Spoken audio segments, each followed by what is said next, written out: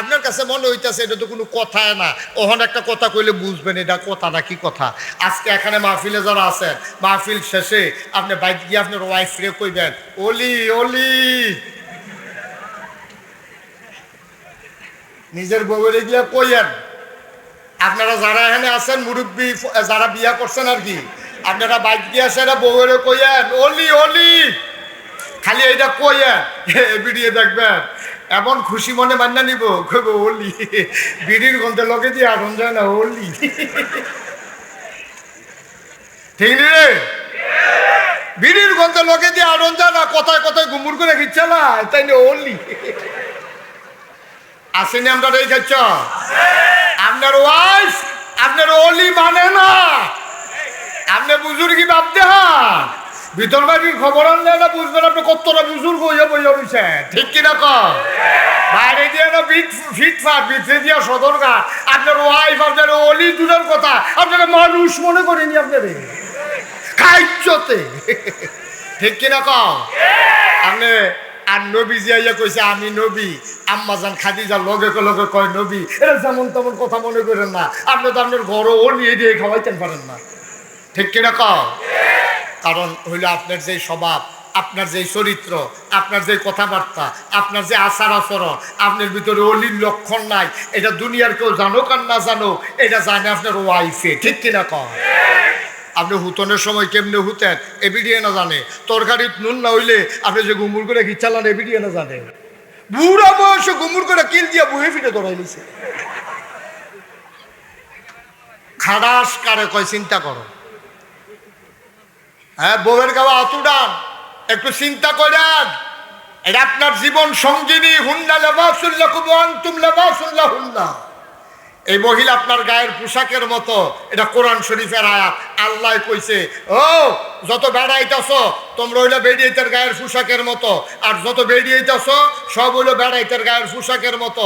মুফাসসিরিনে কেরামের ব্যাখ্যায় কয় আল্লাহ এত টান থাকতে গায়ের পোশাকের মতো আল্লাহ তুলনা দিল গেলে, কয় গায়ের পোশাক যেমন শৈল লাগিয়া থাকে, গায়ের পোশাকে যেমন ইজ্জত বাড়ায়, গায়ের পোশাক যেমন শরম ঢাইকা রাখে, ঠিক স্বামী স্ত্রী একজন আরেকজনের ইজ্জত বাড়াবে, লজ্জা ঢাইকা রাখবে, সম্মান বাড়াবে, ঠিক কিনা বলো? কি সুন্দর করে আল্লাহ উদাহরণ দিছে দেখছে। পাঞ্জাবি হইলো তো কিছু ডিল ডাল, ভিতরের গেঞ্জি তো সিফা দিয়া ধরে রয়ে গেল, এটার নাম হলো গায়ের পোশাক, যেটা উতপ্রুত ভাবে আপনার সাথে জড়িত। সুতরাং আপনার স্ত্রী আপনার জীবন সঙ্গিনী, আল্লাহ কয় গায়ের পোশাকের মতো, সুতরাং পরস্পর পরস্পরের জন্য সহায়ক। বিশ্ব চরাচরে যা কিছু চিরকল্যাণকর অর্ধেক তার করিয়াছে নারী, অর্ধেক তার নর। এই পৃথিবীটা এমনি এমনি সাজা নাই, আপনার গৃহস্থিটা এমনি এমনি টিক্কা রইছে না। আপনি ধান রুইছেন, ধান লাগাইছেন, ধান কাটছেন, ধান লইয়া দিছেন, এরপর হিজানের থেকে চাউল কইরা ভাত রান্ধন পর্যন্ত হেভি দিয়ে, ঠিক কিনা কম? না হইলে ধান খাওয়ান লাগলো ওইল বেড়াইতে, ধান ধান খাইলে হইল, ঠিক কিনা কম? আমার মাদ্রাসায় একবার এক টিউনু গেল ভিজিট করার জন্য। টিউনু সাহেব গেছে পরে আমি কইলাম যে টিউনু সাহেব আমার নিজের এলাকার গাছের কলা আছে আমার মাদ্রাসার এরিয়ায়, ওখানে গাছ পাকনা কলা খুব ভালো, কোনো ওষুধ টষুধ নাই, আপনি দুইটা কলা খান। না না না না এই কলা আমারে দিয়ে না। আমি ওই কেন কই হুজুর এই আরেকবার এরকম এই ভালো কলা খাইয়া আমার সাংঘাতিক ক্ষতি হয়েছে, কারণ ভেজাল খাইতে খাইতে বালাটা আর সহ্য হয় না। আমরারও অবস্থা হয়েছে এই ভেজাল কথা শুনতে শুনতে আমাদের আর এখন কোরআনের কথাগুলো ভালো লাগে না। এ দেখবেন যে ওই উরুস, তারপরে গিয়া গানও, যাত্রা, এমন মাইক আনে, এমন ঘুমুর ঘুমুর আওয়াজ, কলব রুহুর জায়গায় রুহু কলব জায়গায়, ধাক্কার লগে ফিডার লগে, ঠিক কিনা কও? আর হন মাহফিল আইলে এমন মাইক, এটা মনে হয় যেন বাস দয়ে চায় না, এটা কইতে এটি বার করে আনে আল্লাহ ভালো জানে। তুমি বারানিতে বুঝ করে নিও, নির্বাচনটা আইলে একরকম, কোনো মতে লাইনটা ফারণ গেলে আরেক রকম, ঠিক কিনা কয়? নির্বাচনের আগে যেই কথা কয়, বাংলাদেশের মানুষগুলো নির্বাচনের পরে যদি এর 100 ভাগেরও 1 ভাগ কাজ করত, তাহলে আমার বাংলা কাগজে পত্রে নয়, প্রকৃত অর্থে আমার বাংলা সোনার বাংলা হতো, ঠিক কিনা?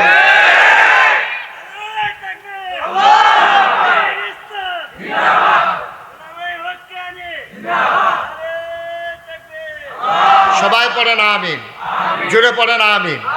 আপনার দেশে দেখবেন কি কারবার হয়। আমরা তো এই সমাজেরই মানুষ, আমার বাড়ি অনেক দূরে না। আহা, তুমি কি এখানে বেয়াদবি করার জন্য আসছো? আর চাইতে বাড়িতে গিয়ে শুয়ে থাকো, তাহলে বদদোয়া নজরে পড়বা না, অনেক ভালো। তুমি কথা বললা কেন এখানে দাঁড়াইয়া? আমিন বলেন, জোরে বলেন। আমি যখন প্রথম হজে গেছি, এটা হলো 2000 সালে। হজে যাওয়ার সময়, হজে যাওয়ার পরে আমার যারা ওখানে ভক্ত মুরিদ আছে সৌদি আরবে, ওরা বলতেছে যে হুজুর, ওই যে হেরা গুহা যেখানে কোরআন শরীফ নাজিল হয়েছে, আপনি কি এটা দেখতে চান? তা আমি কই ভাই আর আইনা নাই, এই জোয়ান মানুষ আছে, এটা বলে খুব ওসা। জি হুজুর অনেক ওসা। তা আমি বেশি দাদাই দি কইলো এটার দিকে চাইলে বিলে ফিসিটা টুফি ফুটা জিজ্ঞায়, কই জি হুজুর এটা অনেক ওসা, তো এমনি মাথা আলগি দিয়ে সাউন্ড লাগে টুফি ফুটা জিজ্ঞায়। তা আমি হুজুর ওই পাহাড়ের কান্দা তামারে লইয়া গেছে, তারা পানির বোতল টোতল লইয়া গেছে, তো আমি কথা অনুযায়ী এমনি উপরের দিকে চাইছি, টুফি পরে না। কি তারা বাংলাদেশে দিয়ে নাইলাম ফিসের দিকে এমনি চাইতে বিলে উপরের দিকে চাইলে টুফি পরে দিকে টুফি পরে না কিরে। পরে আমি চিন্তা করলাম টুফি পরে না খা, পরে খেয়াল করে দেখলাম ওই যে হজের সময় যে মাথা কামাইছি, ছোটো ছোটো চুলে কামড় দিয়ে ধরে রাখছে টুফি।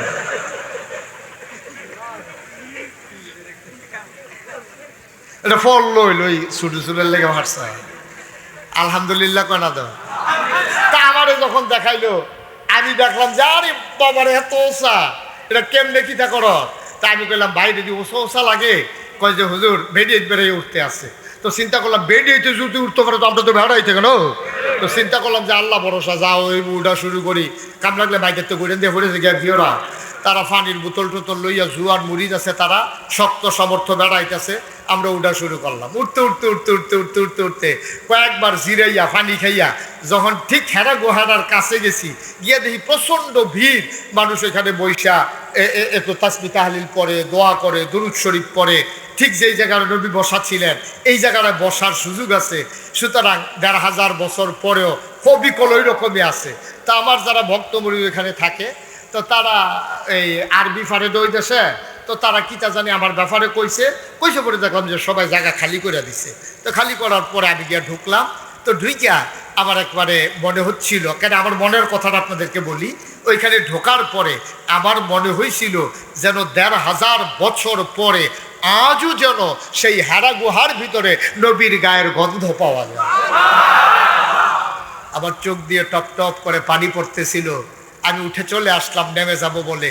আমার ভক্ত মুরিদ যখন দেখলাম আমি কাঁদতেছি, কই যে হুজুর উঠার সময় যত কষ্ট, নামতে এত কষ্ট না, কান্দা লাভ নাই, আপনি কান্দাকাটি করেন না, নামতে সুবিধা আছে। তারা তো বুঝছেন আমি কেন কান্দি। এখন আমার জিজ্ঞেস হুজুর কান্দেন খা। আমি বললাম আমার নবীর বয়স যখন 40, তখন আমার আম্মা খাদিজা রাদিয়াল্লাহু তাআলা আনহার বয়স 55 বছর। 25 বছর বয়সে নবী বিয়ে করেছেন। আম্মাজান খাদিজার তখন ছিল 40, আর নবীজির বয়স এখন 40, আম্মাজান খাদিজার বয়স এখন 55। সুবহানাল্লাহ কয় না? 55 বছরের একটা বুড়া মহিলা। আমি চিন্তা করলাম আমি জুয়ান মানুষ, 24 বছর আগের কথা, তখন তো আমি আরো যুবক। আমি কাঁদতেছিলাম আর চিন্তা করতেছিলাম 1500 বছর আগে 55 বছরের বুড়া মহিলারা সকালে একবার বিকালে একবার আমার নবীর জন্য রুটি নিয়া চামড়ার ব্যাগের ভিতরে পানি নিয়া যদি 2 বার উঠতে পারে, আর আমি জীবনে একবার উঠলাম, আমার এত কষ্ট হইতেছে, আমার আম্মাজান খাদিজার না জানি আরো কষ্ট হয়েছে। কিন্তু আমাদের দেশে আফসোস হলো 1500 বছর পরে এই দেশে মানুষ আছে, মুসলমান আছে, নেতা আছে, নেত্রী আছে, মন্ত্রী আছে, এমপি আছে, তাদের কথা আছে, কথার সাথে কাজের মিল নাই। ঠিক কিনা? তাদের ভিতরে যিনি প্রধান ছিল উনি সারাটা বছর কইছে আমি দেশ ছেড়ে পালাই না। কয় নাই না? কয় নাই? কয় নাই? তাইলে কথা বলছে, মুখে বলছে আমি পালাই না, কিন্তু উনি কি ছিল না পালাই গেছে? তাহলে কথার সাথে কাজের কি নাই? কথা কয় না, কথার সাথে কাজের।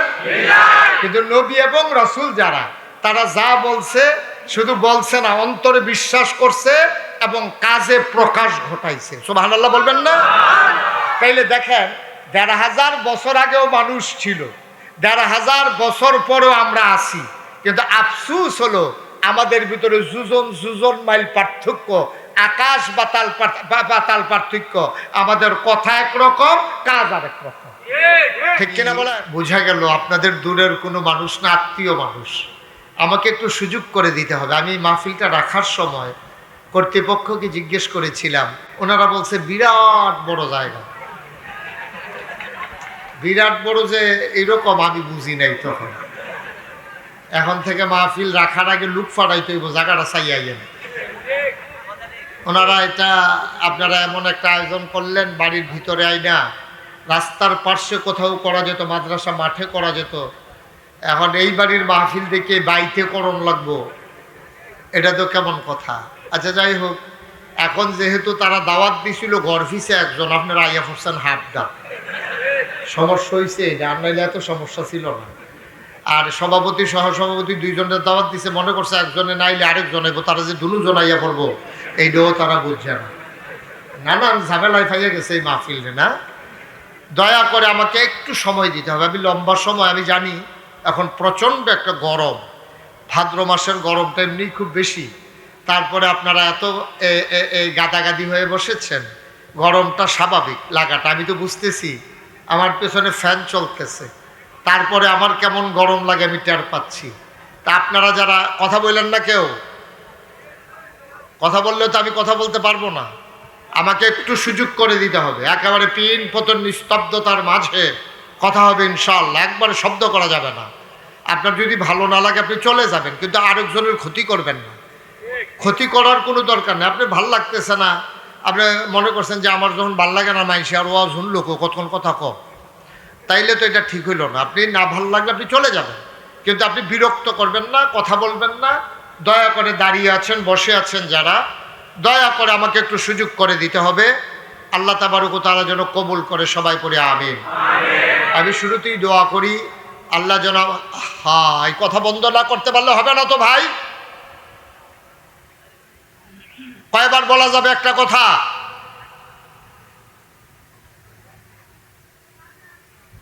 আল্লাহ তাবারক ওয়া তাআলার দরবারে আপনাদের জন্য দোয়া করি, এই গরমের মাঝে আপনারা যারা এসে হাজির হয়েছেন, আল্লাহ যেন এই আশা বসা আমাদের সকলের জন্য কিয়ামতের ময়দানে নাজাতের উসিলা বানিয়ে দেন। আল্লাহ যেন কবুল করেন, সবাই পড়েন আমিন। তো আমরা কোরআনুল কারীম থেকে 30 পারায় সূরা বুরুজের 2টা আয়াত আমি তেলাওয়াত করেছি, সেখান থেকে আমরা আলোচনায় যাব। তা আমাদের দেশে সমস্যা হচ্ছে, কোরআনের আলোচনা না শুনতে শুনতে এখন আর কোরআনের আলোচনা ভাল লাগে না। আমাদের দেশে গান, গজল, নাচা নাচি, নর্তন কুর্দন, লইয়া পড়ন, এইটা আমরা দেশে এখন খুব বেশি ওয়াজের নাম দিয়া প্রচলন। ঠিক কিনা বলেন? এটা করতে করতে এখন আর মনে করছে হেই ডে ওয়াজ, আর ওয়াজ এখনো হয়ে গেছে একেবারে আপনি বিরক্তিকর একটা বিষয়। কিন্তু এটাই হয়। আমার মাদ্রাসায় একবার এক টিউনু গেল ভিজিট করার জন্য। টিউনু সাহেব গেছে, পরে আমি কইলাম যে টিউনু সাহেব, আমার নিজের এলাকার গাছের কলা আছে আমার মাদ্রাসার এরিয়ায়, ওখানে গাছ পাক না কলা খুব ভালো, কোনো ওষুধ টষুধ নাই, আপনি 2টা কলা খান। না না না না, এই কলা মারি দিয়েন না। আমি ওই কেন কই হুজুর, এই আরেকবারও এরকম এই ভালো কলা খাইয়া আমার সাংঘাতিক ক্ষতি হয়েছে, কারণ ভেজাল খাইতে খাইতে বালাটা আর সহ্য হয় না। আমরারও অবস্থা হয়েছে এই ভেজাল কথা শুনতে শুনতে আমাদের আর এখন কোরআনের কথাগুলো ভালো লাগে না। কিন্তু আমি বিশ্বাস করি এখানে আমরা যারা আছি আমরা কোরআনের কথাই শুনতে চাই ইনশাআল্লাহ। আমাদের ভালো লাগে তো ইনশাআল্লাহ। তা আমরা আলোচনায় ঢোকার আগে মারদুদ শয়তান থেকে ফানাহ চাই, যিনি রহমান যিনি রাহিম, তার নামে চলেন শুরু করি, সবাই পড়ি। আউযু বিল্লাহি মিনাশ শাইতানির রাজিম। বিসমিল্লাহির রহমানির রহিম ওয়া মা নাকামু মিনহুম ইল্লা আইয়ুমিনু বিল্লাহ বিল্লাহিল আজিজিল হামিদ الذي له ملك السماوات والأرض والله على كل شيء شهيد কোরআনুল কারীমে 30 পারায় সূরা বুরুজে আমার আল্লাহ তাবারক ওয়া তাআলা বলেন ওয়ামা নাকামু মিনহুম, তাদের কোনো অপরাধ ছিল না, ইল্লা আইয়ুমিনু বিল্লাহ, একটাই ছিল অপরাধ, তারা আল্লাহর উপরে ঈমান এনেছে যিনি প্রশংসিত মহাপরাক্রমশালী। বলেন সুবহানাল্লাহ। ১৫০০ বছর আগে আল্লাহ রাব্বুল আলামিন এই দুনিয়ার ভিতরে যখন নবীকে পাঠালেন, আল্লাহ নবী এসে তার দায়িত্ব পালন শুরু করে দিলেন। নবীদের দায়িত্ব হলো অন্ধকার থেকে মানুষকে আলোতে নিয়ে আসা, গোমরাহি থেকে হেদায়েতে নিয়ে আসা, কুফর থেকে ইসলামে নিয়ে আসা, পথ হারা মানুষগুলোকে পথ দেখানো। এটাই হচ্ছে নবী এবং রাসূলদের কাজ। ১৫০০ বছর আগে যিনি এসেছিলেন আমাদের জন্য নবী হয়ে, এই নবীর 3টা উপাধি, 3টা লকব। তার ব্যাপারে আমাদের আহলুস সুন্নাত ওয়াল জামাত আমরা যারা, আমাদের 3টা আকীদা। এই নবী সবার সেরা নবী, এই নবী সবার শেষ নবী, এবং এই নবী সবার সেরা নবী, সবার শেষ নবী। তিনি ইমামুল এবং সকল নবীদের সর্দার, তিনি ইমামুল মুরসালিন, তিনি খাতামান নবিয়্যিন, এবং তিনি রাহমাতুল লিল আলামিন। নবীর ব্যাপারে আহলুস সুন্নাত ওয়াল জামাত আমরা যারা, আমাদের বিশ্বাস হলো 3টা। তিনি শেষ নবী, তিনি সেরা নবী, তিনি গোটা জগতের জন্য রহমত। সুবহানাল্লাহ বলবেন না? গোটা জগতের আল্লাহ হচ্ছেন রব। খুব খেয়াল করে শুনতে হবে, আল্লাহ হচ্ছেন রব। আমরা পড়ি আলহামদুলিল্লাহি রাব্বিল আলামিন। সমস্ত জগতের রব হইলেন আল্লাহ। এখন চিনলাম আল্লাহ হচ্ছেন রব। এখন নবীজি কি? আল্লাহ তাবারক ওয়া তাআলা এটা ১৫০০ বছর আগে জানিয়ে দিলেন যে তোমরা জানতে চেয়েছো, আমি হইলাম রব আর আমার নবী হইল রাহমাতুল লিল আলামিন। ওয়া মা আরসালনাকা ইল্লা রাহমাতাল লিল আলামিন। আমার আল্লাহ হলেন রব আর নবী হইলেন রহমত গোটা জগৎবাসীর জন্য।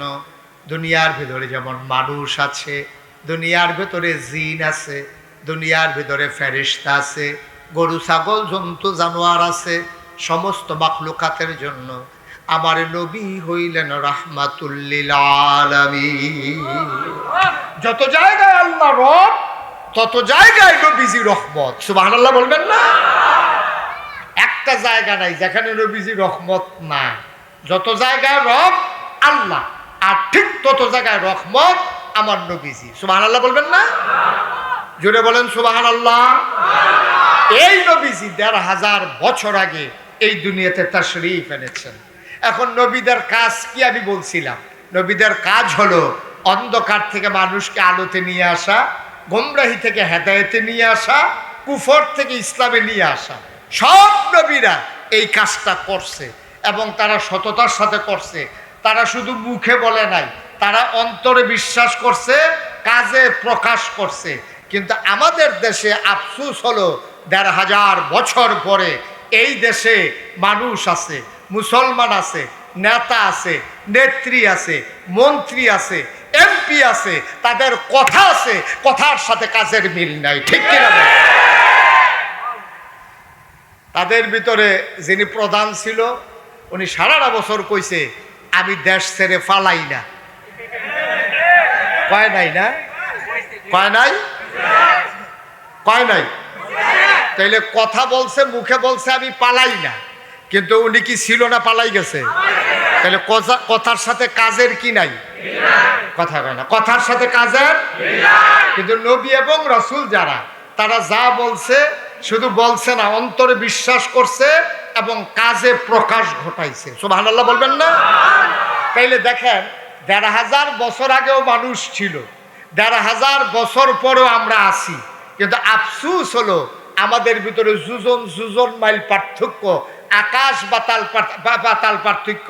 আমাদের কথা একরকম, কাজ আরেক রকম। ঠিক কিনা বলেন? আমাদের কথা একরকম, কাজ আরেক রকম। কিন্তু ১৫০০ বছর আগে এমনও ঘটনা পাওয়া যায়, এক সাহাবা আরেক সাহাবারে কইছে, ভাই আপনি এই জায়গায় দাঁড়ান, আপনার নিয়ে আমি এক জায়গায় যাব, আপনি একটু দাঁড়ান, আমি দৌড় দিয়ে বাইতে আইতে আসছি। এই কথা বলার পরে তো উনি তো দাঁড়াই রইছে, আর উনি বাড়িতে গিয়া ওই যে একজনটা দাঁড় করাই গেছে, এটার মনেই নেই। সুবহানাল্লাহ বলবেন না? উনি বইলা গেছে আর ওনার গিয়া মনেই নেই, তো উনি তো দাঁড়াই রইছে, কারণ ওনার ভাই বলছে, মুসলমান বলছে যে আপনি দাঁড়ান, আমি আসতেছি। তো ওনার তো সন্দেহ করার কোনো দরকার নাই। রাত হয়ে গেছে, ওনার খবর নাই, সকাল হয়ে গেছে, ওনার খবর নাই। নামাজের টাইমে উনি আইসা দেখে লোকটা দাঁড়াই রইছে। ভাই আপনি এখানে দাঁড়াই রইছেন কেন? আপনি না গতকালকে বলছিলেন যে আপনি এখানে দাঁড়ান, আমি আসতেছি। আমি এই সারাটা রাত এখানে দাঁড়াই রইছি, আমি যাই নাই, যদি আপনি আইসা আমাদের না পান। সুবহানাল্লাহ বলবেন না? এটার নাম মুসলমান, এটার নাম মুসলমান। আর আমরা আজকে মুসলমান, আমরা কেমন মুসলমান? যার যারটা তেতে মিলাম, যার যারটা শেষে হিসাব মিলাম। ওনারা বলছে যে দাঁড়ান, দাঁড়াই রইছে, যতক্ষণ না আসতে যায় নাই। আর আমরা নির্বাচনটা আইলে একরকম, কোনো মতে লাইলটা ফারণ গেলে আরেক রকম। ঠিক কিনা কয়? নির্বাচনের আগে যেই কথা কয়, বাংলাদেশের মানুষগুলো নির্বাচনের পরে যদি এর ১০০ ভাগেরও ১ ভাগ কাজ করত, তাহলে আমার বাংলা কাগজে পত্রে নয়, প্রকৃত অর্থে আমার বাংলা সোনার বাংলা হতো। ঠিক কিনা?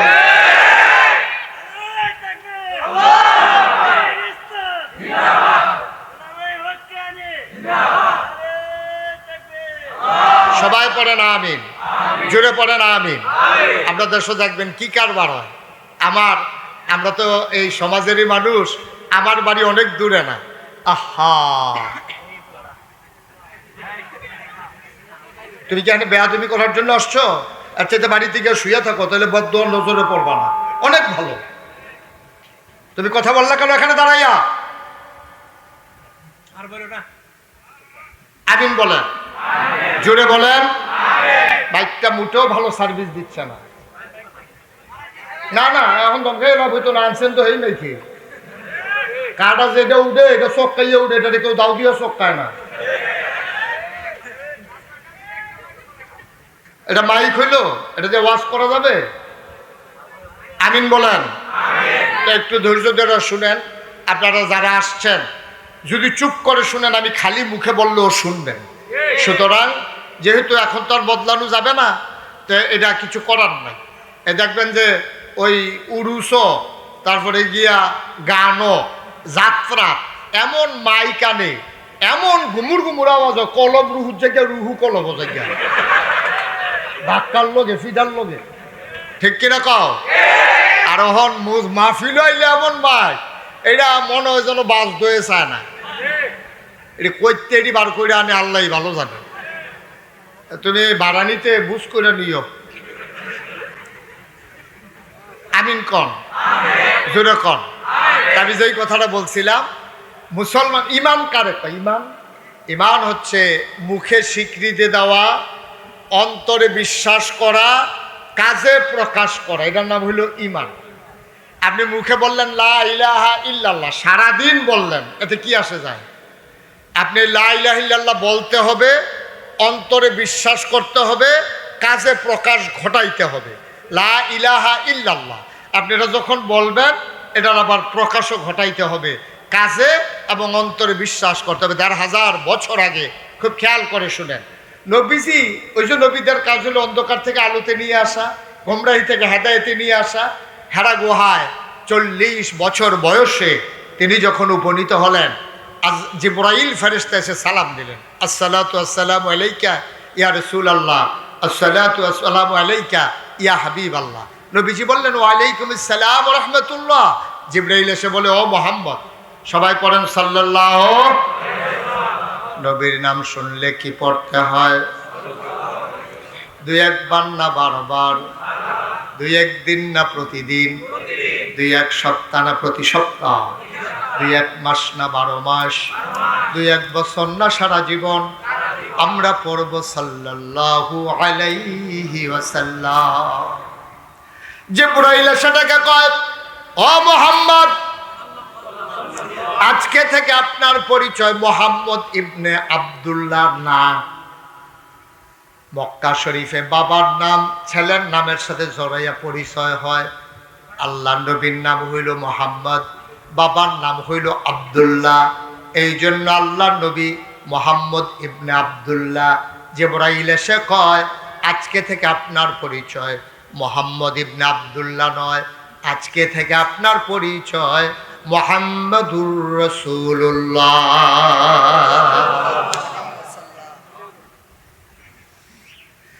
আল্লাহ নবী ভয় পেয়ে গেলেন, তিনি ভীত সন্ত্রস্ত হয়ে গেলেন। তিনি কাঁপতে কাঁপতে মা খাদিজার ঘরে এসে ঢুকলেন। আম্মাজান খাদিজা রাদিয়াল্লাহু তাআলা আনহা উনি ডাকে বললেন ও স্বামী আমার, স্বামী আমার, আপনি কি ভয় পেয়েছেন? কেউ কি আপনাকে কিছু বলছে নাকি?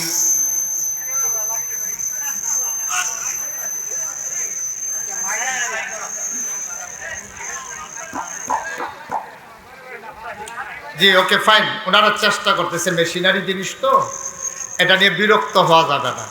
এটা যদি বন্ধ হয়ে যায় কিছু করার নেই, মেশিনারি জিনিস এটার উপরে কোনো গ্যারান্টি নাই। তবে একটু দেখে শুনে আনা লাগে।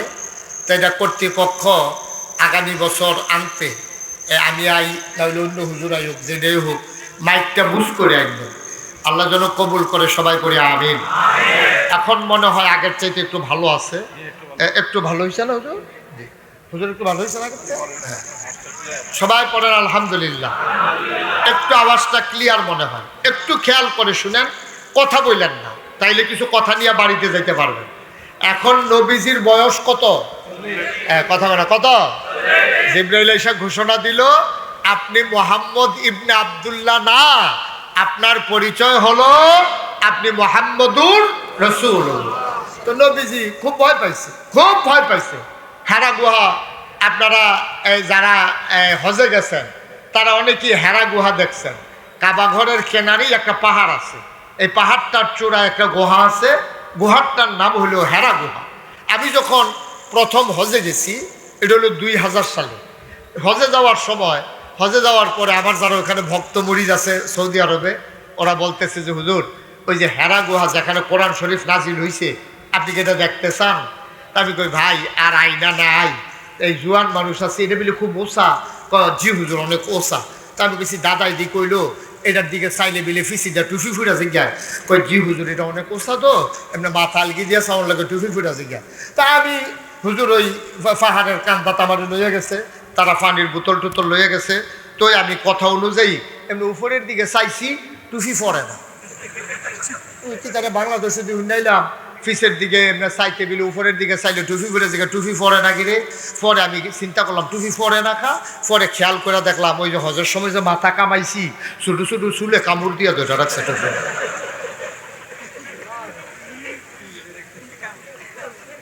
এটা ফল লই লই ছোটো চুলের লেগে মারছে। আলহামদুলিল্লাহ কনা দাও। তা আমারে যখন দেখাইলো আমি দেখলাম যে আরে বাবার এত ওসা, এটা কেমনে কিতা কর? তা আমি কইলাম ভাই যদি ওসা ওসা লাগে, কয় যে হুজুর বেডিয়ে বেড়ে উঠতে আসছে। তো চিন্তা করলাম বেডিয়েতে যদি উঠতে পারে তো আমরা তো বেড়াইতে কেন। তো চিন্তা করলাম যে আল্লাহ ভরসা, যাও ওই উঠা শুরু করি, কাম লাগলে বাইদের তো ঘুরে দিয়ে পড়েছে গিয়া ভিওরা। তারা পানির বোতল টোতল লইয়া জুয়ান মুরিদ আছে, তারা শক্ত সমর্থ বেড়াইতেছে।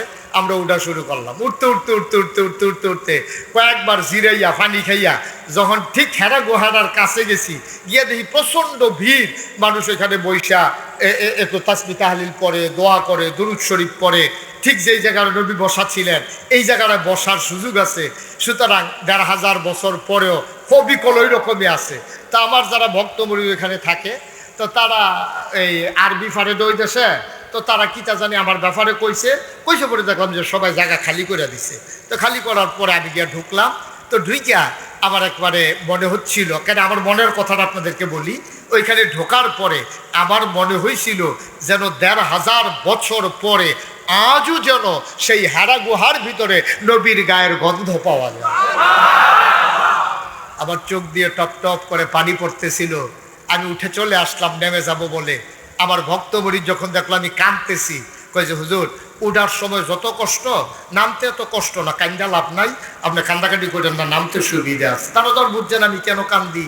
এখন আমার জিজ্ঞেস হুজুর কান্দেন খা। আমি বললাম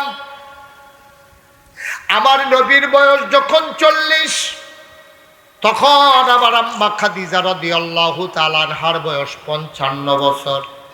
২৫ বছর বয়সে নবী বিয়ে করেছেন। আম্মাজান খাদিজার তখন ছিল ৪০, আর নবীজির বয়স এখন ৪০, আম্মাজান খাদিজার বয়স এখন ৫৫। সুবহানাল্লাহ কয় না?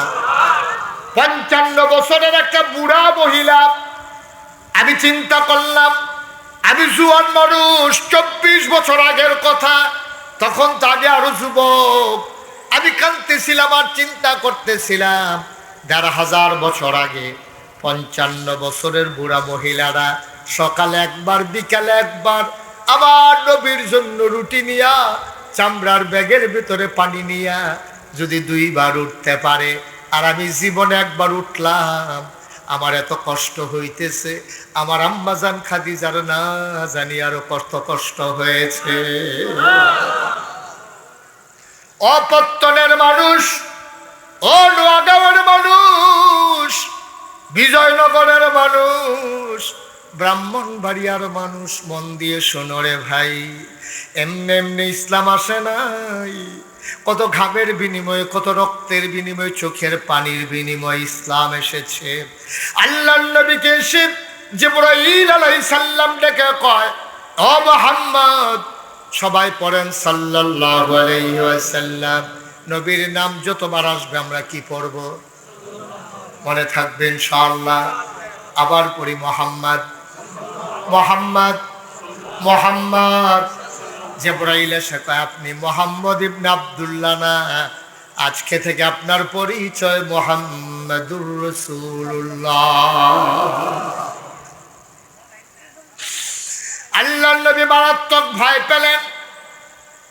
তিনি ভয়ে কাঁপতে শুরু করলেন, গায়ের ভিতরে জ্বর উঠে গেল, চোখগুলো তার লাল হয়ে গেল। তিনি কাঁপতে কাঁপতে ঘরে যখন ঢুকলেন, আম্মাজান খাদিজা রাদিয়াল্লাহু তাআলা আনহা ডাক দিয়া কয়, ও স্বামী আমার। আম্মাজান খাদিজা ও তো জানেন আমার নবী যে নবী হয়ে প্রকাশ হয়ে গেছে, গেছে স্বামী, আইসে নবী হইয়া, গেছে মুহাম্মদ ইবনে আব্দুল্লাহ, আসছে মুহাম্মাদুর রাসূলুল্লাহ। আম্মাজান খাদিজা তখনও খবর পৌঁছে নাই। আম্মাজান খাদিজা ডাক দিয়া কয়, কেউ কি আপনারে কিছু বলছে নাকি? আপনি আমার কাছে বলেন। তিনি বলো প্রভাবশালিনী মহিলা ছিলেন, উনি টাকাওয়ালা মহিলা ছিলেন, পুত পবিত্রা মহিলা ছিলেন, এই জন্য ওনার নামের উপাধি হয়ে গেল তাহেরা, তিনি পবিত্রা। তার ব্যাপারে কোনো টিটকারি মস্কারা মারার সুযোগ ছিল না। আম্মাজান খাদিজা ডাক দেয়া কয়, আপনি কি কোনো কষ্টে আছেন? কেউ কি আপনাকে কিছু বলেছে? আল্লাহ নবী ডাক দেয়া কয়, না খাদিজা, কেউ আমারে কিচ্ছু বলে নাই। হেরা গুহা আমি যখন ধ্যানমগ্ন, আল্লাহর এক ফেরেশতা জিবরাইল আমার এসে দেখে কয়, আমি নাকি মুহাম্মদ ইবনে আব্দুল্লাহ না, আমি নাকি মুহাম্মাদুর রাসূলুল্লাহ। এই কথাটা বলার সাথে সাথে একটা কথা আম্মাজান খাদিজা জিজ্ঞেস করেন নাই, কবে থেকে নবী, কে বানাইলো নবী, কার জন্য নবী, এই নবী লাস্টিং করবে কতদিন, কোনো কিছু জিজ্ঞেস করলেন না। আম্মাজান খাদিজা শোনার পরে পরে এক বাক্যে রায় দিয়ে দিলেন, আপনি অবশ্যই নবী।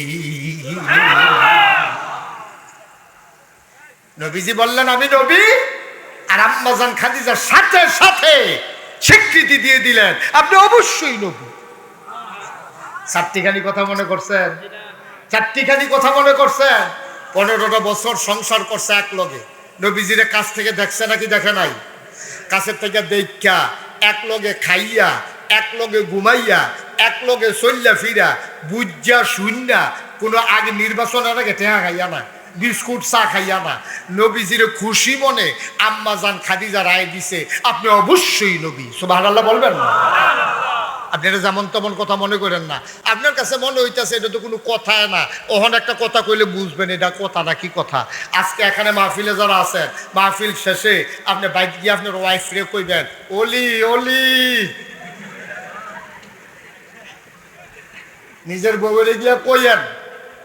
আপনারা যারা এখানে আছেন মুরব্বী যারা বিয়া করছেন আর কি, আপনারা বাইক গিয়ে আসেন বউরে কইয়েন ওলি ওলি, খালি এইটা কইয়েন, ভিডিও দেখবেন এমন খুশি মনে মান্না নিব কইব ওলি, বিড়ির গন্ধে লগে দিয়ে আগুন যায় না ওলি। ঠিক নি রে? বিড়ির গন্ধে লগে দিয়ে আগুন যায় না, কথায় কথায় গুমুর করে খিচ্ছে না, তাই না ওলি। আসেনি আমরা এই খাচ্ছ, আপনার ওয়াইফ আপনার ওলি মানে না, আপনি বুজুর্গি ভাবতে হন, ভিতর বাড়ির খবর আনলে না বুঝবেন আপনি কতটা বুজুর্গ হইয়া বইয়া রয়েছে। ঠিক কিনা কম? বাইরে দিয়ে না ফিটফাট, ভিতরে দিয়া সদরগা, আপনার ওয়াইফ আপনার অলি দূরের কথা আপনারা মানুষ মনে করেনি আপনারে খাইচতে। ঠিক কিনা কম? আপনি আর নবী জিয়া কইছে আমি নবী, আম্মাজান খাদিজা লগে লগে কয় নবী, এটা যেমন তেমন কথা মনে করেন না। আপনি তো আপনার ঘরও অলি দিয়ে খাওয়াইতেন পারেন না। ঠিক কিনা কম? কারণ হইল আপনার যে স্বভাব, আপনার যে চরিত্র, আপনার যে কথাবার্তা, আপনার যে আচার আচরণ, আপনার ভিতরে অলির লক্ষণ নাই। এটা দুনিয়ার কেউ জানুক আর না জানুক, এটা জানে আপনার ওয়াইফে। ঠিক কিনা কম? আপনি হুতনের সময় কেমনে হুতেন এ ভিডিও না জানে, তরকারিত নুন না হইলে আপনি যে গুমুর করে ঘিচালান এ ভিডিও না জানে। বুড়া বয়সে গুমুর করে কিল দিয়া বুহে ফিটে ধরাই লিছে। খাড়াস কারে কয় চিন্তা করো। হ্যাঁ, বউয়ের গাওয়া অতুডান একটু চিন্তা করেন, এটা আপনার জীবন সঙ্গিনী। হুন্না লেবাসুল্লাহ কুবআনতুম লেবাসুল্লাহ হুন্না, এই মহিলা আপনার গায়ের পোশাকের মতো। এটা কোরআন শরীফের আয়াত। আল্লাহ কইছে ও যত বেড়াইতেছ তোমরা হইলো বেড়িয়েতের গায়ের পোশাকের মতো, আর যত বেড়িয়েতেছ সব হইলো বেড়াইতের গায়ের পোশাকের মতো। মুফাসসিরিনে কেরামের ব্যাখ্যায় কয় আল্লাহ এত টান থাকতে গায়ের পোশাকের মতো আল্লাহ তুলনা দিল গেলে, কয় গায়ের পোশাক যেমন শৈল লাগিয়া থাকে, গায়ের পোশাকে যেমন ইজ্জত বাড়ায়, গায়ের পোশাক যেমন শরম ঢাইকা রাখে, ঠিক স্বামী স্ত্রী একজন আরেকজনের ইজ্জত বাড়াবে, লজ্জা ঢাইকা রাখবে, সম্মান বাড়াবে। ঠিক কিনা বলো? কি সুন্দর করে আল্লাহ উদাহরণ দিছে দেখছে। পাঞ্জাবি হইলো তো কিছু ডিল ডাল, ভিতরের গেঞ্জি তো সিফা দিয়া ধরে গেল। এটার নাম হলো গায়ের পোশাক, যেটা উতপ্রুত ভাবে আপনার সাথে জড়িত। সুতরাং আপনার স্ত্রী আপনার জীবন সঙ্গিনী, আল্লাহ কয় গায়ের পোশাকের মতো। সুতরাং পরস্পর পরস্পরের জন্য সহায়ক। বিশ্ব চরাচরে যা কিছু চিরকল্যাণকর, অর্ধেক তার করিয়াছে নারী, অর্ধেক তার নর। এই পৃথিবীটা এমনি এমনি সাজা নাই, আপনার গৃহস্থিটা এমনি এমনি টিকা রইছে না। আপনি ধান রুইছেন, ধান লাগাইছেন, ধান কাটছেন, ধান লইয়া দিছেন, এরপর হিজানের থেকে চাউল করে ভাত রান্ধন পর্যন্ত হেভি দিয়ে। ঠিক কিনা কম? না হইলে ধান খাওয়ান লাগলো হইল বেড়াইতে, ধান ধান খাইলে হইল। ঠিক কিনা কম? সুতরাং পুরুষের যেমন অবদান আছে নারীরও অবদান আছে। আপনার নারী আপনার স্ত্রী যদি সাক্ষী দেয় আপনি ভালো মানুষ, আসলেও আপনি ভালো মানুষ। সুবহানাল্লাহ বলবেন না? কারণ আপনার সম্পর্কে আপনার স্ত্রী যত জানে অন্য কোনো মানুষ এত জানে না।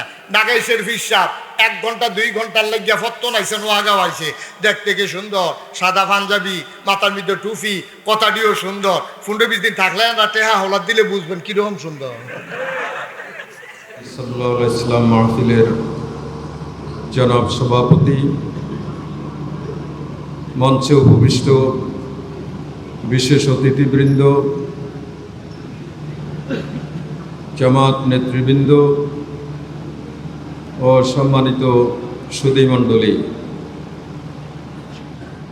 আল্লাহ রাব্বুল আলামিনের আবারও শুকরিয়া আদায় করছি, যিনি আমাদেরকে প্রায় 1.5 যুগের একটি কালো অধ্যায় অতিক্রম করে উন্মুক্ত আলো বাতাসে স্বাধীনভাবে আল্লাহর দ্বীনের কথা বলার সুযোগ দান করেছেন। আলহামদুলিল্লাহ। সম্মানিত ভাইয়েরা, এমন এক সময়ে বাংলাদেশে এবার সিরাতের মাসের আগমন ঘটেছে, যখন গোটা বাংলাদেশ ধ্বংসের দ্বার প্রান্তে এসে উপনীত। দীর্ঘ 15 বছরের লুটপাট, জুলুম, নির্যাতন, অত্যাচার, খুন, গুম, বিচারহীনতা, মানুষের মৌলিক অধিকার থেকে বঞ্চিত হওয়া, সব ধরনের বঞ্চনার পর বাংলাদেশ যখন ধ্বংসের দ্বার প্রান্তে, এই সময়ে পতিত স্বৈরাচার দেশকে পার্শ্ববর্তী দেশের হাতে বিক্রি করে দিয়ে ক্ষমতা ছেড়ে পালাতে বাধ্য হয়েছে।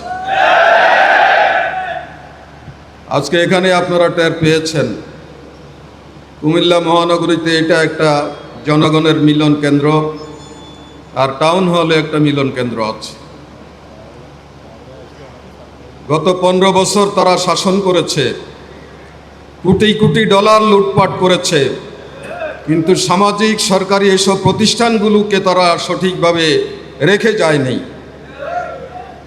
জনগণের এই সমস্ত প্রতিষ্ঠানগুলোতে জনগণ এসে যাতে দুর্ভোগ পোহাতে না হয়, সেটাই ছিল তাদের দায়িত্ব, কিন্তু সবগুলোকে ধ্বংস করে দিয়ে তারা পালিয়েছে। গোটা দেশটাকে অন্ধকারে রেখে তারা এখান থেকে বিদায় নিয়েছে।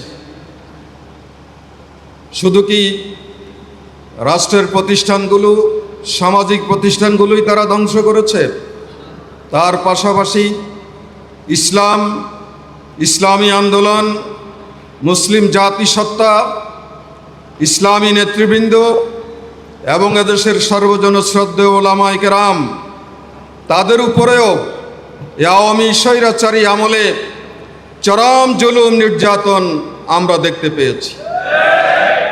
গোটা দেশটাকে ইসলাম শূন্য করার জন্যে তারা রাষ্ট্রশক্তি ব্যবহার করে চক্রান্ত করেছে, ষড়যন্ত্র করেছে। শিক্ষা ব্যবস্থা বলুন, দেশের জনগণের ঈমান আকীদার কথা বলুন, দেশের মানুষের নীতি নৈতিকতার কথা বলুন, যেদিকে আপনারা তাকাবেন সেদিকেই ধ্বংস আর ধ্বংস, ধ্বংস আর ধ্বংস।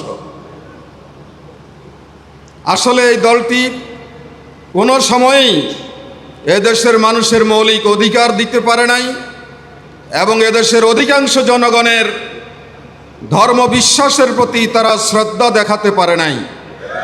এটাই আওয়ামী লীগের অতীতের ইতিহাস।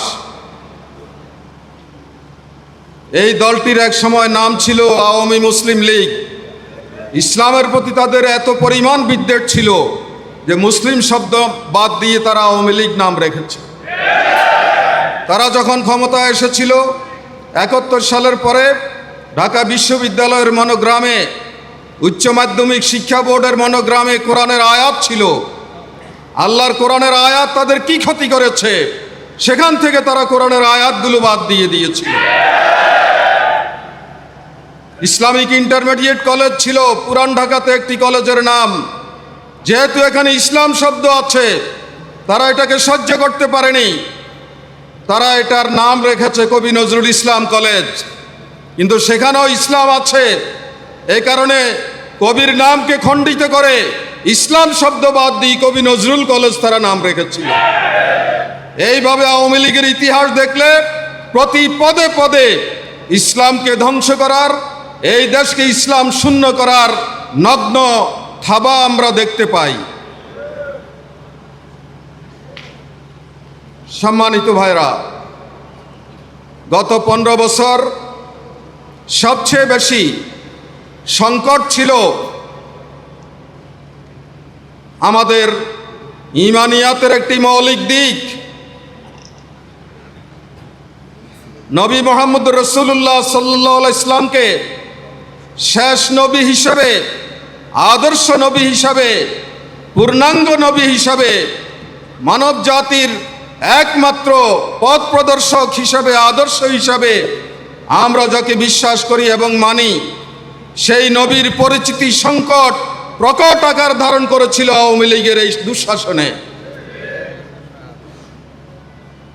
আপনারা দেখেছেন বিভিন্ন ব্লগাররা তখন আল্লাহর নবীর বিরুদ্ধে কথা বলেছে, উম্মাহাতুল মুমিনুনদের বিরুদ্ধে তারা কটাক্ষপূর্ণ আচরণ করেছে, বিভিন্নভাবে ইসলামের ফৌজদারি বিধিবিধানের বিরুদ্ধে তারা কথা বলেছে, শরিয়ার বিরুদ্ধে তারা কথা বলেছে, জনগণের মধ্যে ইসলাম ভীতি তারা ঢুকাই দিয়েছে এবং তারা এটা বলতে চেষ্টা করেছে যে এই যে ইসলাম মোল্লা মৌলবীরা বলে এটা আজকের যুগের নয়, এটা সেই পুরানো যুগের ১,৫০০ বছর পূর্বে চলতে পারে।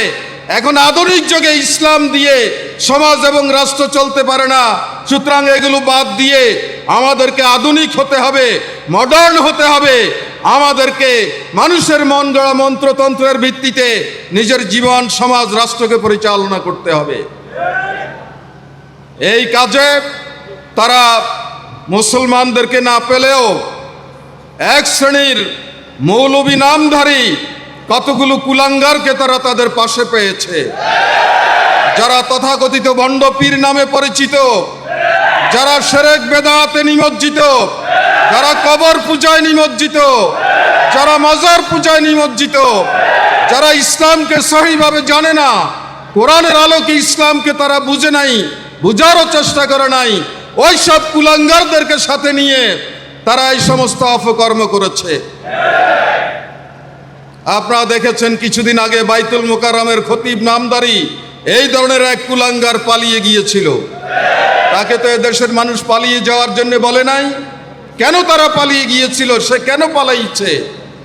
তার পালিয়ে যাওয়ার কারণ হচ্ছে তিনি এত পরিমাণ অপকর্ম করেছেন যার কারণে তার প্রকাশ্যে মানুষের সামনে আসার কোনো পজিশন ছিল না। বাইতুল মোকাররমের মতো একটি পবিত্র জায়গায় যেখানে বড় আওয়াজে কথা বলা পর্যন্ত নিষিদ্ধ করেছেন আল্লাহর নবী, সেই জায়গায় ওই ইমাম তার সাঙ্গপাঙ্গ গুন্ডাদেরকে নিয়ে মুসল্লিদের উপরে আক্রমণ করেছে, তাদেরকে রক্তাক্ত করেছে। এই ধরনের একরকম শাহবাগী কুলাঙ্গার আলেম নামধারী মৌলবীদেরকে দিয়ে ইসলামের যে পরিমাণ ক্ষতি করেছে সরকার, বিগত সরকার, আরো 50 বছরও সেই ক্ষতি আমরা পোষাই তুলতে পারবো না। তো যেটা আমি বলতে চেয়েছিলাম যে এই ধরনের একটি কঠিন অবস্থা পার হয়ে আমরা আজকে বাংলাদেশে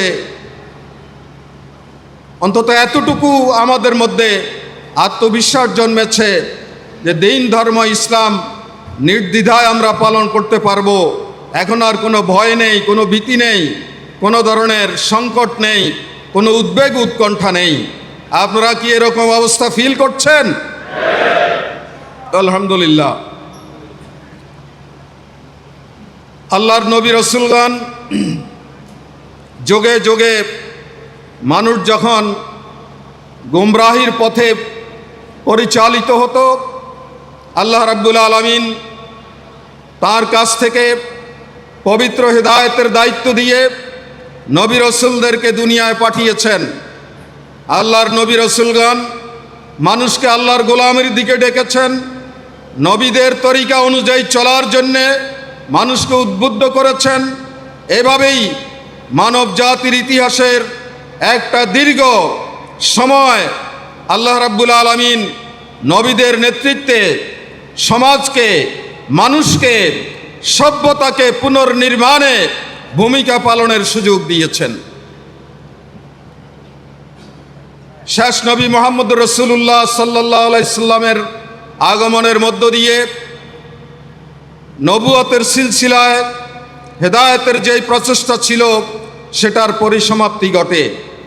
আল্লাহর নবী, শেষ নবী, আমাদের নবী মুহাম্মদ রাসূলুল্লাহ সাল্লাল্লাহু আলাইহি সাল্লাম শুধু সেই সময়ের জন্য নবী ছিলেন না, রাসূল ছিলেন না, তিনি সকল যুগের সর্বকালের সকল মানুষের আদর্শ নেতা হিসাবে আল্লাহ রাব্বুল আলামিনের কাছ থেকে দায়িত্ব পেয়ে তিনি দুনিয়ায় এসেছেন। তিনি তার জীবদ্দশায় সার্থকভাবে আল্লাহর দ্বীনের দায়িত্ব পালন করেছেন, দাওয়াতের দায়িত্ব পালন করেছেন, মানুষের ঘরে ঘরে ইসলামের বাণী পৌঁছে দিয়েছেন, শিরক, অন্যায়, জুলুম, বেদাতের বিরুদ্ধে সাহসী ভূমিকা পালন করেছেন। সব জায়গা থেকে শিরক, বেদাতকে, শয়তানি সব ধরনের কৃষ্টি কালচারকে বিদূরিত করে তাওহীদের ভিত্তিতে কোরআন ও সুন্নাহর আলোকে কল্যাণধর্মী একটি সমাজ তিনি কায়েম করে উম্মতের কাছে সেটা রেখে গিয়েছেন। যাওয়ার প্রাক্কালে তিনি বলেছিলেন, তারাক্তু ফীকুম আমরাইন, আমি দুটো জিনিস তোমাদের কাছে রেখে যাচ্ছি। গোটা মুসলিম উম্মাহকে লক্ষ্য করে আল্লাহর নবী এই কথা বলেছিলেন যে আমি দুটো জিনিস তোমাদের কাছে রেখে যাচ্ছি, যতদিন তোমরা এই দুটো জিনিসকে আঁকড়ে ধরবে তোমরা গোমরা হবে না। সেই দুটো জিনিস হচ্ছে কিতাব আল্লাহ ওয়া সুন্নতি, আল্লাহর কিতাব আল কোরআন ওয়া সুন্নতি, এবং আমার গোটা জীবন আদর্শ আর সুন্নাহ। এই দুটো জিনিসকে তোমরা যতদিন আঁকড়ে ধরবে তোমরা গোমরা হবে না, পথভ্রষ্ট হবে না, তোমরা বিপদ মুসিবতে নিমজ্জিত হবে না। দুর্ভাগ্যজনক যে আল্লাহর নবী যেই দুটো সম্পদ আমাদের কাছে রেখে গিয়েছিলেন, আজকে সেই দুটো সম্পদই আমাদের কাছে সবচেয়ে বেশি অবহেলার বস্তু। বাড়ি গাড়ি, টাকা পয়সা, ধন দৌলত, এগুলো আমাদের কাছে মূল্যবান, কিন্তু আল্লাহর কোরআন এবং রাসূলের আদর্শ আমাদের কাছে এখন মূল্যবান নয়। সুতরাং যে জাতি তাদের আদর্শকে মূল্য দিতে পারে না, যে জাতি আল্লাহর বিধানের সাথে বেঈমানি করে, সেই জাতিকে দুনিয়াতে কেউই রক্ষা করতে পারে না পতনের হাত থেকে। সম্মানিত ভাইরা, আমরা যারা ইসলামকে স্বীকার করি, বিশ্বাস করি, আল্লাহর নবীর প্রতি ঈমান এনেছি, আমাদের দায়িত্ব হচ্ছে মুসলমানদেরকে সেই অবহেলা থেকে, সেই দুর্বলতা থেকে, সেই ঘুমন্ত অবস্থা থেকে জাগিয়ে তোলা এবং মুসলমানদেরকে তাদের হারানো ঐতিহ্যে পরিপূর্ণভাবে উজ্জীবিত করে এই 90% মুসলমানের বাংলাদেশকে কোরআন ও সুন্নাহর ভিত্তিতে একটি কল্যাণধর্মী ইসলামী রাষ্ট্র কায়েমের জন্যে আমাদের সকলকে নিয়ে ঐক্যবদ্ধ প্রচেষ্টা চালানো। যদি এই সিদ্ধান্ত আমরা আজকে নিতে পারি, তাহলেই আজকের এই সিরাত মাহফিল সার্থক হবে। আল্লাহ রাব্বুল আলামিন যে সমাজেই নবীদেরকে পাঠিয়েছেন, বিশেষ করে শেষ নবী মুহাম্মদ রাসূলুল্লাহ সাল্লাল্লাহু আলাইহি সাল্লাম, তার কতগুলো বৈশিষ্ট্য ছিল। মুসলমানদেরকে তাদের জীবনে এবং চরিত্রে সেই বৈশিষ্ট্যগুলো ধারণ করে তাদেরকে চলতে হবে। আল্লাহর নবীর বৈশিষ্ট্য হচ্ছে তিনি ছিলেন উসওয়ায়ে হাসানা, মানব জাতির জন্যে সর্বোত্তম আদর্শ। তার একটি বৈশিষ্ট্য ছিল তিনি আল্লাহ কর্তৃক মানব জাতির জন্য নিযুক্ত আমির। দুনিয়ার কেউ ভোট দিয়ে আল্লাহর নবীকে নেতা বানাননি। আল্লাহ রাব্বুল আলামিন মানব জাতির জন্য মুহাম্মদ রাসূলুল্লাহ সাল্লাল্লাহু আলাইহি ইসলামকে আমির হিসাবে, লিডার হিসাবে, নেতা হিসাবে তাকে দুনিয়ায় পাঠিয়েছেন। আর একটি বৈশিষ্ট্য হচ্ছে তিনি যা মানুষকে বলতেন, যা করতেন, যা লিখতেন, সব কিছুই ছিল আল্লাহর ইঙ্গিতে পাওয়া। সেখান থেকে তিনি কথা বলতেন। তিনি কোনো সময় মন গড়া কোনো কথা বলেননি। তার স্বার্থ রক্ষার জন্য তিনি কোনো কথা বলেননি। কোরআনে আল্লাহ বলেছেন, ওমা ইয়ান্তিকু আনিল হাওয়া ইন হুয়া ইল্লা ওয়াহয়ুন ইউহা। তিনি খায়সাত থেকে, নফসের দ্বারা তাড়িত হয়ে কোনো কথা বলেননি। যা মানুষের জন্য কল্যাণ, যা সমাজের জন্য কল্যাণ, যা দুনিয়া এবং আখিরাতের সমৃদ্ধির জন্য প্রয়োজন, তাই আল্লাহ তাআলা তার মুখ দিয়ে বের করেছেন। সেভাবেই তিনি আমাদের জন্য একটি মডেল হিসাবে পরিগণিত হয়েছেন। তার আরেকটি বৈশিষ্ট্য ছিল তিনি ছিলেন মাসুম, তিনি ছিলেন পাপের ঊর্ধ্বে। তিনি কোনো গুনাহ করেননি, কোনো অপরাধ করেননি। তিনি ছিলেন নিষ্পাপ।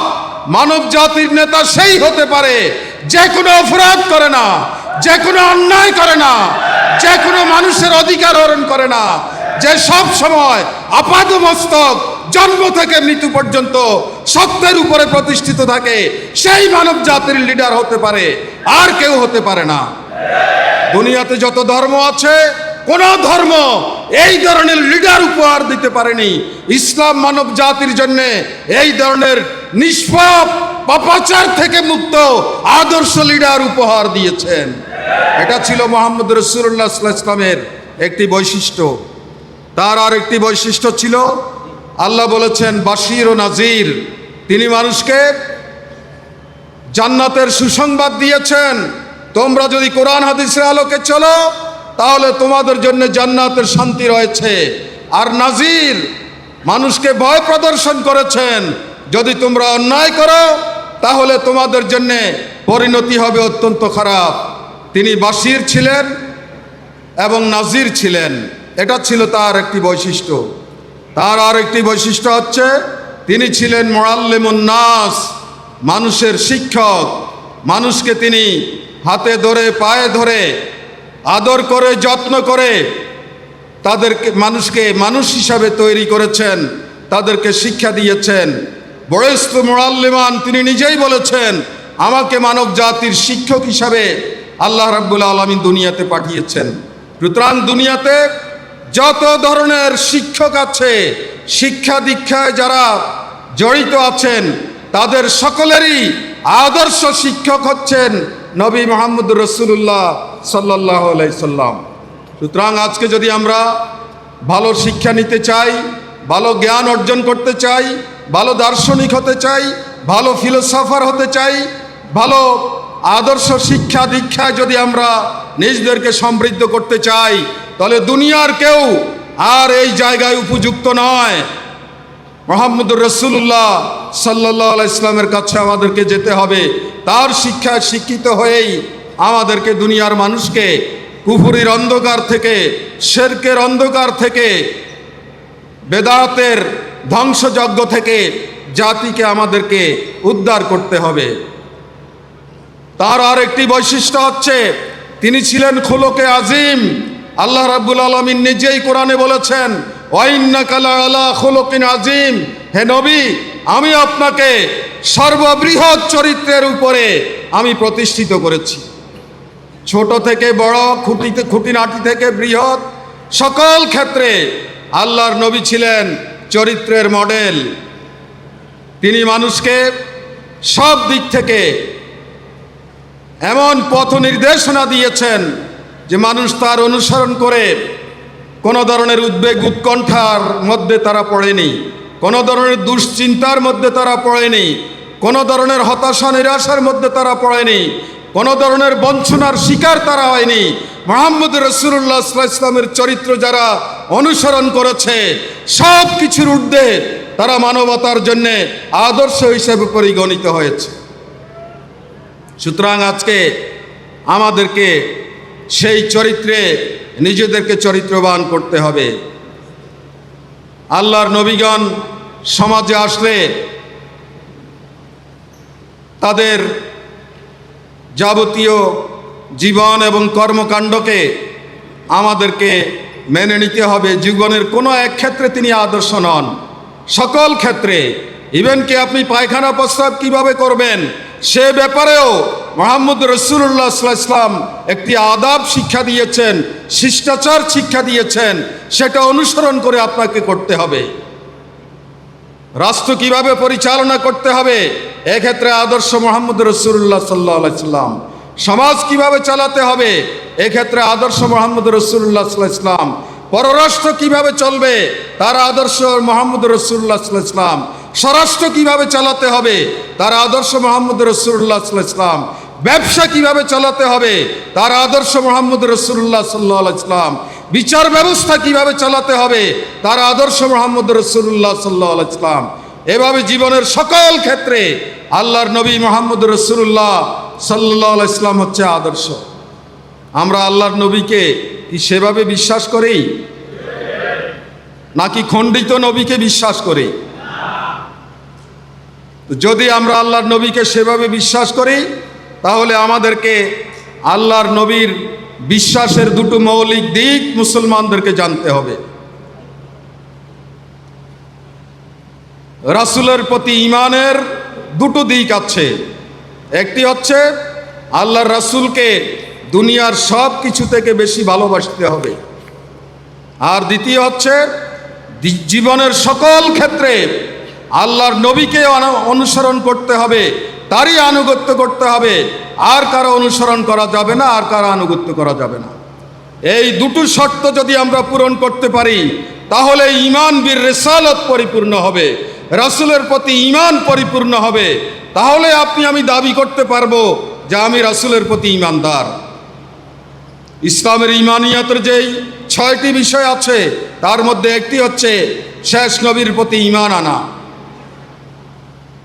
এখন এই জায়গায় যদি কেউ ত্রুটি করে, নিজের মন গড়া রাসূলকে অনুসরণ করে, মসজিদ মাদ্রাসা মক্তব বিবাহ তালাকে নবীকে মানে, রাজনীতি অর্থনীতি সমাজনীতি কায় কারবার লেনদেন স্বরাষ্ট্র পররাষ্ট্র কোনো নীতিতে আল্লাহ রাসূলকে অনুসরণ করে না, তিনি ভোটার তালিকায় মুসলমান থাকলেও আল্লাহর তালিকায় তিনি মুসলমান নাই। কারণ আল্লাহ যেভাবে আল্লাহর নবীকে মানতে বলেছেন, মহব্বত করতে বলেছেন, আমি সেভাবে করতে পারি নাই। এটা কি আমার মন গড়া কথা? আল্লাহর নবী নিজেই বলেছেন। তিনি বলেছেন, লা ইউমিনু আহাদুকুম হাত্তা আকুনা আহাব্বা ইলাইহি মিন ওয়ালিদিহি ওয়া ওয়ালাদিহি ওয়ান নাসি আজমাইন। বুখারী শরীফে হযরত আনাস রাদিয়াল্লাহু তাআলা আনহু থেকে এই হাদিসটি। আল্লাহর নবী বলেছেন, তোমাদের কেউই ততক্ষণ পর্যন্ত ঈমানদার হতে পারবে না যতক্ষণ না আমি তোমাদের কাছে তোমাদের পিতামাতা থেকে, তোমাদের সন্তান সন্ততি থেকে এবং দুনিয়ার সকল মানুষের চেয়ে অধিক প্রিয় না হব, ততক্ষণ পর্যন্ত তোমরা ঈমানদার হতে পারবে না। এবার মাথায় হাত দিয়ে বলুন তো যে আমি আমার স্ত্রী পরিবার সন্তান সন্ততি বাড়ি গাড়ি দালান কোঠা থেকে আল্লাহর রাসূলকে বেশি প্রিয় মনে করি কি না? আমার মনে হয় আমরা পারবো না।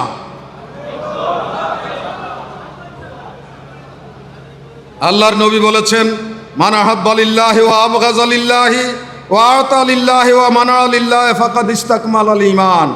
যে আল্লাহর জন্য কাউকে ভালোবাসলো এবং আল্লাহর জন্য কারো সাথে দুশমনি করলো, আল্লাহর জন্য কাউকে কিছু দিল, আল্লাহর জন্য কাউকে কিছু দেয়া থেকে বিরত থাকলো, তিনি তার ঈমানকে পরিপূর্ণ করে নিতে পারবেন। এটা কি আমরা পারি? আমাদের দেশে অনেক ব্যবসায়ী আছে, আমরা যখন যাই আল্লাহর দিনের জন্য তখন 500 টাকা দেয়, আর সরকারি দল বা অন্য কোনো প্রতিষ্ঠিত দল যদি যায় তাহলে 5,000 টাকা 5 লাখ টাকা পর্যন্ত দেয়। মানে দুনিয়ার জন্য তারা টাকা দিতে রাজি, আল্লাহর দিনের জন্য টাকা দিতে রাজি না। তো এরা ঈমানদার দাবি করবে কিভাবে? আল্লাহর নবী বলেছেন, ওয়াল্লাযিনা আমানু আশাদ্দু হুব্বাল লিল্লাহ। যারা ঈমানদার তারা দুনিয়ার সব কিছুর চেয়ে আল্লাহ তাআলাকে বেশি ভালোবাসে।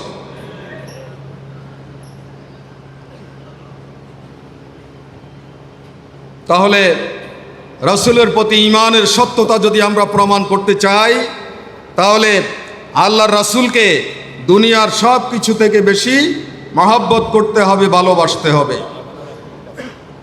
আর দ্বিতীয় হচ্ছে যে আল্লাহর রাসূলের নিরঙ্কুশ আনুগত্য করতে হবে।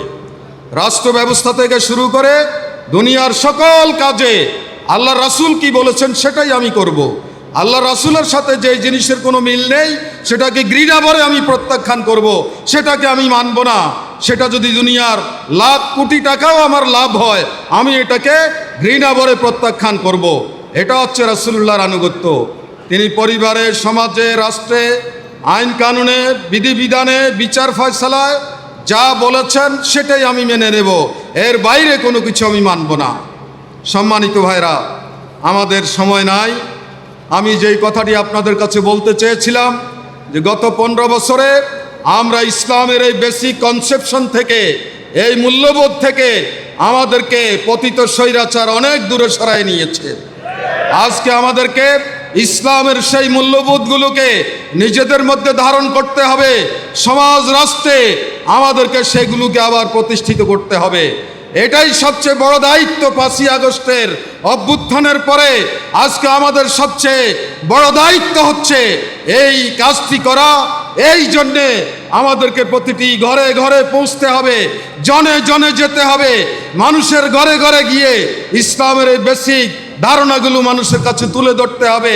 আমাদেরকে এক দেহে এক প্রাণ হয়ে মুসলিম উম্মার সব ধরনের হারানো ঐতিহ্যকে পুনরুদ্ধার করে এই বাংলাদেশটাকে গোটা পৃথিবীর বুকে একটি মর্যাদাশীল ইসলামী দেশ হিসাবে মুসলমানদের একটি শান্তির আবাস হিসাবে গড়ে তোলার জন্যে রাসূলের আদর্শের দিকে, কোরআনের দিকে, শরিয়া আইন প্রতিষ্ঠিত হওয়ার জন্যে আমাদেরকে এগিয়ে আসতে হবে, মুসলমানদেরকে ঐক্যবদ্ধ করতে হবে। শরিয়া আইনকে যারা ভয় করে তাদেরকে আমরা বলতে চাই, শরিয়া আইন চালু হলে প্রত্যেকটি অমুসলিম এখন যা অধিকার পায় তার চেয়ে বেশি অধিকার তারা পাবে। তারাও ইসলামী রাষ্ট্রে জান্নাতের শান্তিতে বসবাস করতে পারবে। সুতরাং শরিয়া আইনকে ভয় করার কোনো কারণ নেই। আসুন আল্লাহ তাআলা আমাদেরকে সেই দায়িত্ব পালনের তৌফিক দান করুন, এই কামনা করে আপনাদের সকলকে আবারও আন্তরিক ধন্যবাদ জানিয়ে কথা শেষ করছি। আসসালামু আলাইকুম ওয়া রাহমাতুল্লাহি ওয়া বারাকাতুহু ওয়া মা তৌফিক ইল্লা বিল্লাহ। শুক্রিয়া, আলহামদুলিল্লাহ, জাযাকাল্লাহ। আমাদের সম্মানিত মেহমান, বাংলাদেশ জামাত ইসলামীর সম্মানিত অ্যাসিস্ট্যান্ট সেক্রেটারি জেনারেল মাওলানা আবু তাহের মোহাম্মদ মাসুম অত্যন্ত গুরুত্বপূর্ণ বক্তব্য রাখছেন। আমরা মহতারাম মেহমানকে মোবারকবাদ জানাচ্ছি, তার জন্য মহান রবের নিকট যা কামনা করছি। তিনি অত্যন্ত ব্যস্ততার মাঝে আমাদেরকে সময় দিয়েছেন। আজকের এই প্রোগ্রামে আমরা কৃতজ্ঞতা প্রকাশ করছি। সম্মানিত উপস্থিতি, এই পর্যায়ে মাগরিবের বিরুদ্ধে بشيرا ونذيرا وداعيا إلى الله بإذنه وسراجا منيرا قال الله تعالى في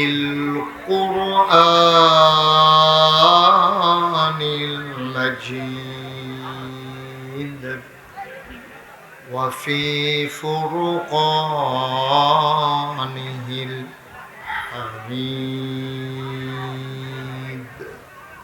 সবাই পড়ো أعوذ بالله من الشيطان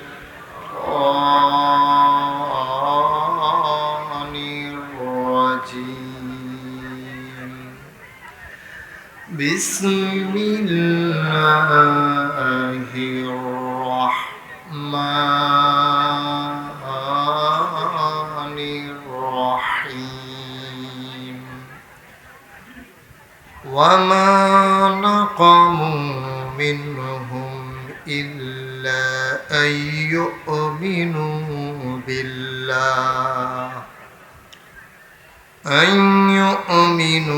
بالله العزيز الحميد الذي له ملك السماوات والأرض والله على كل شيء شهيد إن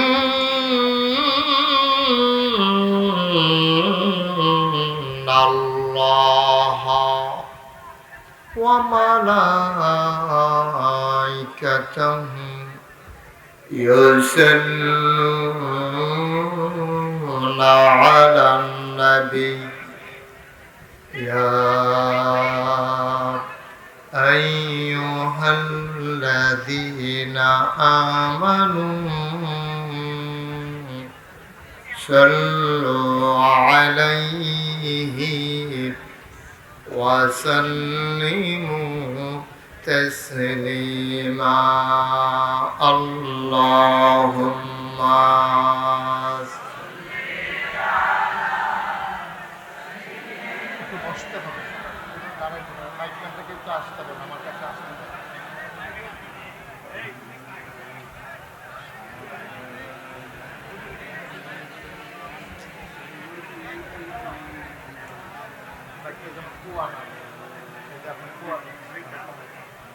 জোরে সুরে মহব্বতের সাথে গলা ছেড়ে দিয়ে পড়ুন আল্লাহুম্মা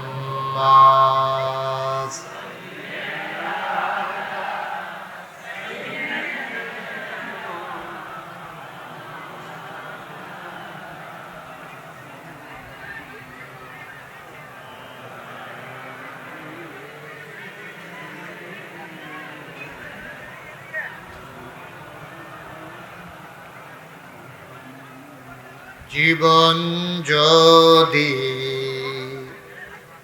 যায় চলে যাক, ঈমান ছাড়া যাবে না। জীবন যদি যায় চলে যাক, ইসলাম ছাড়া যাবে না। ঈমান যদি ছাড়ো বন্ধু, ইসলাম যদি ছাড়ো বন্ধু, আল্লাহর জান্নাত পাবে না। আল্লাহুম্মা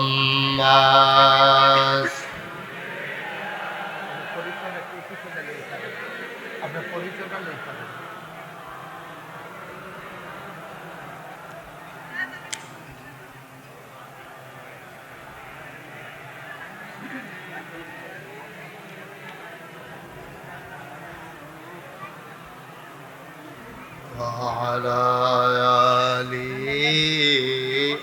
سيدنا مولانا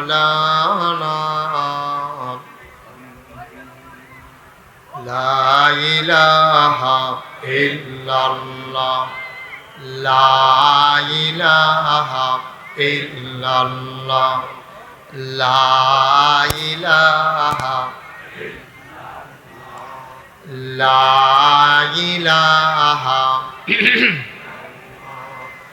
لا إله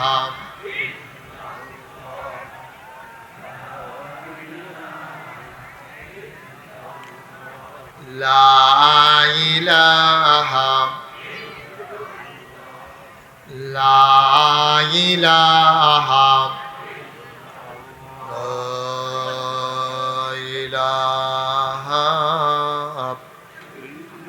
إلا الله محمد رسول الله صلى الله عليه وسلم اللهم صل وسلم وبارك عليه সবাই পড়ি আলহামদুলিল্লাহ। জোরে পড়ি, আরো জোরে।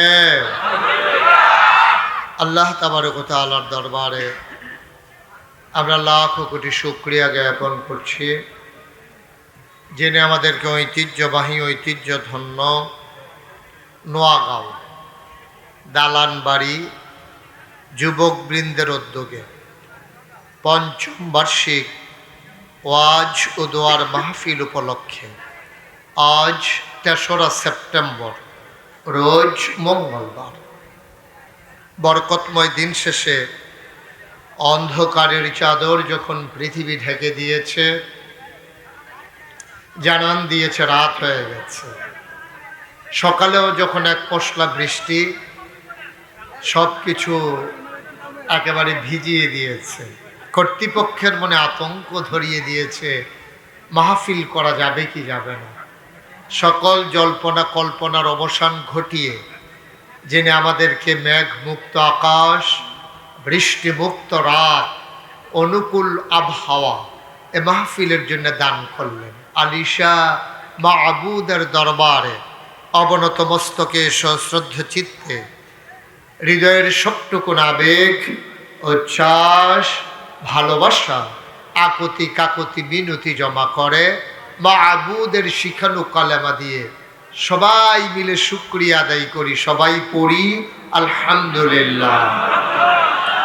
জনাব সাহেবে সদর, আজকের মাহফিলের জনাব সভাপতি মৌলানা আবুল কালাম আজাদ সাহেব, সহকারী অধ্যাপক শ্রীপুর ফাজিল মাদ্রাসা, সহসভাপতি হজরত মৌলানা শফিকুল ইসলাম সাহেব, মুহতামিম ফুলবাড়িয়া মাদ্রাসা, আজকের মাহফিলের প্রধান বক্তা মাওলানা কবির হোসেন সিদ্দিকী, কুড়িপাইকা মাদ্রাসা, ব্রাহ্মণবাড়িয়া। হাফিজ মুফতি আবু তালহা হুসাইনি, আমন্ত্রিত ওলামায়ে কেরাম, মাহফিলের পরিচালক মোল্লা মোহাম্মদ শামীম আল হুসাইনি, আজকের মাহফিলের রৌনক বক্স মেহমান আমার প্রিয় ভাই মৌলানা মুফতি মুজাম্মেল হক, সহসুপার কসবা মাদ্রাসা এবং সেক্রেটারি জামাতে ইসলামী বাংলাদেশ, বিজয়নগর থানা। উপস্থিত এলাকার বিভিন্ন মসজিদের ইমাম সাহেবান, ওলামায়ে কেরাম, মুরব্বিয়ানে আযম, কলিজার টুকরা যুবকেরা, পর্দার আড়ালের মা ও বোনেরা, সবার প্রতি আমার আবারও আন্তরিক সশ্রদ্ধ সালাম। আসসালামু আলাইকুম ওয়া রাহমাতুল্লাহি ওয়া বারাকাতুহু। নোয়াগা এই গ্রামে আমার আত্মীয় আছে, আমার চাচা এই গ্রামে বিয়ে করেছেন, সেই কারণে এই গ্রামে আমার নানার বাড়ি। এখানে আপনারা যারা আছেন, আপনারা তিনটার একটা হবেনি, কেউ নানা হবেন, নাইলে কেউ মামা হবেন, নাইলে মামা তো ভাই হবেন, এর বাইরে যাওয়ার কোনো সুযোগ নেই। সুতরাং